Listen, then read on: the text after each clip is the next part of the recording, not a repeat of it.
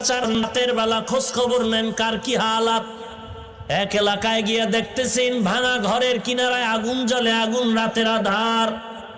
ওমরে ফারুক রাদিয়াল্লাহু তাআলা আনহু দূরত্ব বজায় রেখে একটু পাশে দাঁড়ায় দেখতেছেন কি অবস্থা। তাকায় দেখতেছেন একটা বৃদ্ধা মহিলা পাত্রে পানি নিয়ে গরম করে আর পায়ের আশেপাশে বাচ্চাগুলো ঘুমায় মাটিতে। হঠাৎ এক বাচ্চা দাঁড়ায় সজাগ হয়ে বলে, আম্মু খানা দাও, ক্ষুধার তৃষ্ণা সহ্য করতে পারি না। বৃদ্ধা মহিলা ডেকে বলে, বাবা একটু অপেক্ষা করো, খানা রেডি হচ্ছে, ঘুমায় যাও। ওমরে ফারুক রাতের গভীরে তাকায় তাকায় দেখেন এই হাল। ওমরে ফারুক সালাম দিলেন, কাছে আগায় গেলেন, পরিচয়টা গোপন রাখলেন আর বললেন, কে তুমি? মহিলা বলে, কে তুমি? বলে, আমি এক আগন্তুক যুবক। কেন আসছো এই গভীর রাতে? বলে, একটু উপকার করা যায় নাকি, একটু খোঁজ খবর রাখার জন্য আসলাম।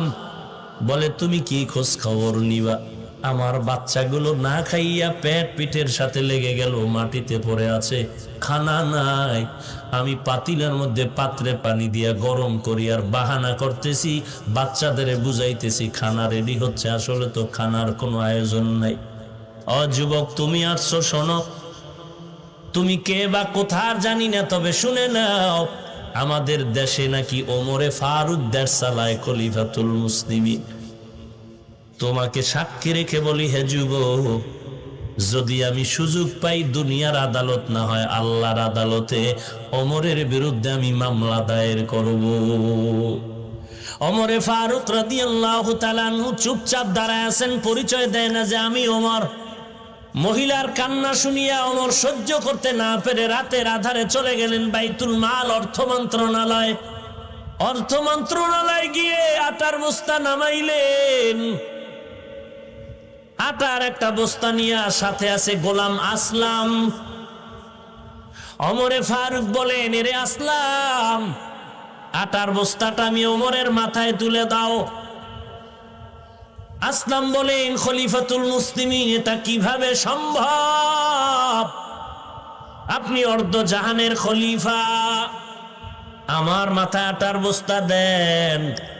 ওমরে ফারুক বলেন, রে আসলাম, তুমি আমাকে জবাব দাও, আমি ওমর দায়িত্ব অবহেলার কারণে কি আল্লাহর আসামির কাঠগড়ায় দাঁড়াবো তুমি চাও নাকি? বলে, না, চাই না। ওমর বলে, রে আসলাম, তাড়াতাড়ি দেরি না করে আমার দায়িত্ব পালনের সুযোগ দাও, আমি আল্লাহর কাছে আসামি হয়ে দাঁড়াতে চাই না। আটার বস্তা আমি ওমরের মাথায় তুলে দাও। রাতের আধারে হযরত ওমর, অর্ধজাহানের খলিফা, মাথায় আটার বস্তা নিয়া বৃদ্ধা মহিলার বাড়ি রওয়ানা। এগুলো তাকওয়া না থাকলে কোনোদিন সম্ভব হবে না। আল্লাহর ভয়, আল্লাহর ভয়, আল্লাহর ভয়। ইন্না আকরামাকুম ইনদাল্লাহি আতকাকুম। অর্ধজাহানের খলিফা ওমরের মাথায় আটার বস্তা, রাতের গভীর। ওমর আটার বস্তা নিয়ে ওই মহিলার বাড়ির দরওয়াজায় গিয়া দাঁড়ায় বলেন, আম্মা জান সালাম, একটু ঘরের ভেতর আপনি চলে যান, আমাকে কাজ করার সুযোগ দেন। ওমরে ফারুক নিজে আটার বস্তা নামাইয়া নিজ হাতে আটা বের করে খামির বানায় রুটি বানানো শুরু করলেন হযরত ওমর। রাতের গভীরে ওমর নিজ হাতে রুটি বানায় বলেন, আম্মা জান, আটা রেখে গেলাম, রুটিও রেখে গেলাম, আপনিও রুটি খান, বাচ্চাদেরও আপনি মনের মতো খানার ব্যবস্থা করেন। আটার বস্তা রেখে গেলাম, শেষ হওয়ার আগে আবার খবর নেওয়ার চেষ্টা করব। ওমরে কথা বলে বিদায় নেয়। আল্লাহর বান্দি বৃদ্ধা মহিলা কয়, দাঁড়াও হে যুবক, একটু দাঁড়াও, আমি দোয়া করে দেই। আমার দেশের খেলাফতের দায়িত্বে আছে নাকি ওমরে ফারুক? ও যুবক, আজকে যদি ওমর না হইয়া তোমার মতো যুবক যদি আমার দেশে থাকতো, এই দেশটা বেহেশতের বাগান হয়ে যেত। আল্লাহর বান্দি দোয়া করে, আল্লাহ এই যুবকের তুমি জনগণের সেবক বানায়া দাও। মহিলা কান্না করে ওমরকে বিদায় দেয়। হযরত ওমর বিদায় নিয়ে চলে গেলেন। পরের দিন হযরত ওমর সিংহাসনে বসিয়া একজন বার্তাবাহককে গিয়া বললেন, যাও অমুক এলাকার একজন বৃদ্ধা মহিলা আছে, তাকে দরবারে নিয়ে আস। বলবা খলিফাতুল মুসলিমিনের দরবারে আপনাকে যেতে হবে। বার্তাবাহক গিয়া যখন হযরত ওমরের আদেশ নিয়ে মহিলার কাছে চলে গেলেন, ডাক দিয়া বলেন, ও আম্মা জান, খলিফাতুল মুসলিমিনের দরবারে আপনাকে যাওয়ার জন্য বলা হয়েছে। মহিলা ভয়, গতকালকের ঘটনা বুঝি ওমরের কাছে ওই যুবক ফাঁস করে দিয়েছে। ফাঁসির ভয়ে কান্না করে সন্তানদের থেকে চিরবিদায়ের কান্না শুরু করলো। সন্তানগুলোকে জড়ায় কাঁদে আর কয়, আমাকে চিরবিদায় দাও, আর দেখা হবে না, আমার আজ ফাঁসি হয়ে যাবে। গতকালকে আমি ওমরের বিরুদ্ধে অনেক কথা বলেছি, সেই কথা বুঝি যুবক ওমরকে জানায় দিয়েছে। আল্লাহর বান্দি কান্না করে এক কদম দু কদম দিয়া ওমরের দরবারে রওনা হয়ে গেলে।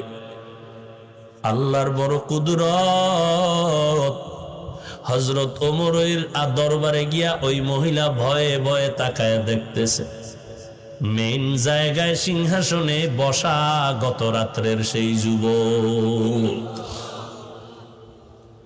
মহিলার সহ্য হয় চোখের পানি সিঁড়ি ফুফায় ফুফায় কান্নার আওয়াজ।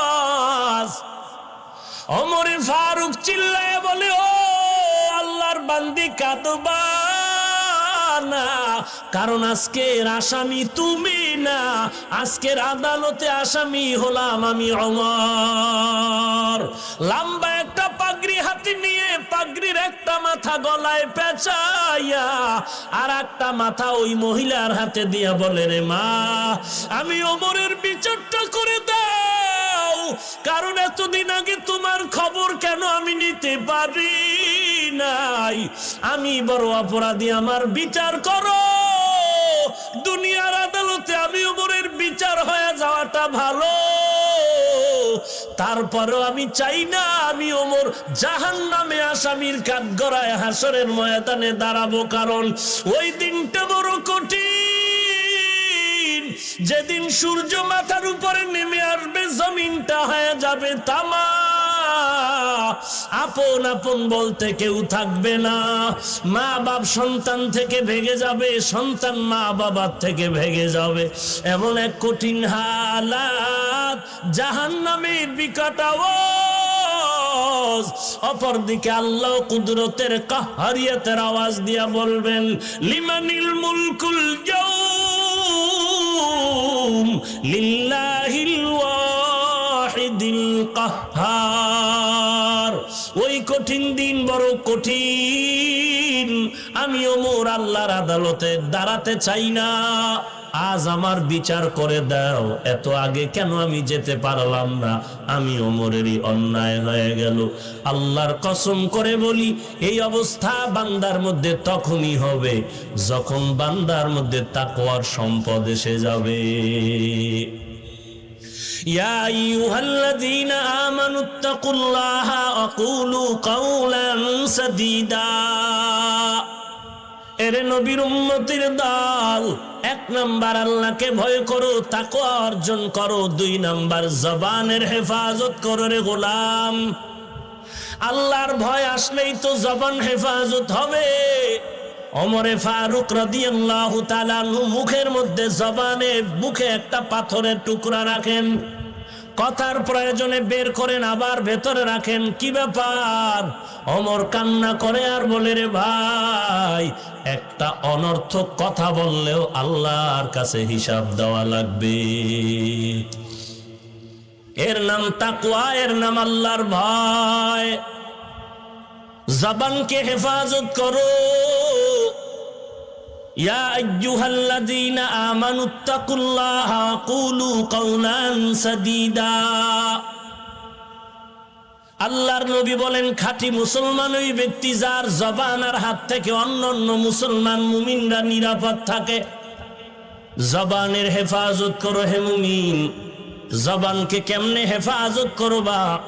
কষ্টেপ দিয়া জবানটারে আটকায় রাখো? বলে না না, জবানকে তুমি যদি হেফাজত করতে চাও, এক নম্বরে আল্লাহর দরবারে তৌফিক চাও। কারণ আল্লাহ যদি তৌফিক না দেয়, বান্দার চলার কোনো রাস্তা খোলা নাই। আল্লাহর কাছে তৌফিক চাও, আল্লাহ তুমি জবান হেফাজতের তৌফিক দাও।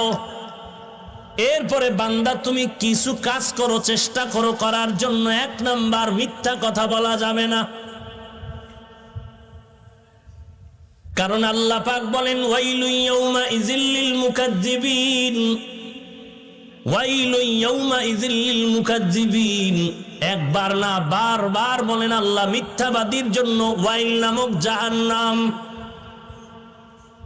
এরে আল্লাহর গোলাম, রাহমাতুল লিল আলামিন জাহান্নামের আয়াতগুলো শুধু তেলাওয়াত করলে সাহাবায়ে কেরাম কান্নায় বিভোর।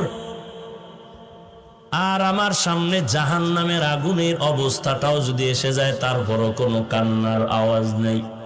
কপাল যে এতই খারাপ, নিজেও কান্না করতে পারি না, কেউ কান্না করলে সহ্য করে নিতে পারি না। অথচ এমন